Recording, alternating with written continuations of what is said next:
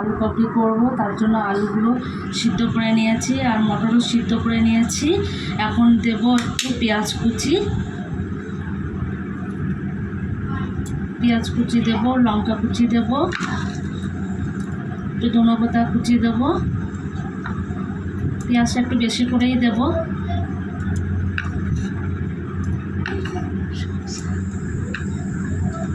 একটু বিট নুন দেব,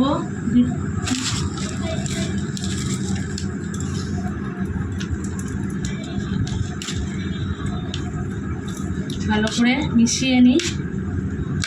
লাস্টে টক জলটা দেবো, এই টক জলটা দেবো। আর শসা দেবো, সবটাই দিয়ে দিই করেছি যখন। এটুকুনি আবার রেখে কী করবো। সন্ধেবেলায়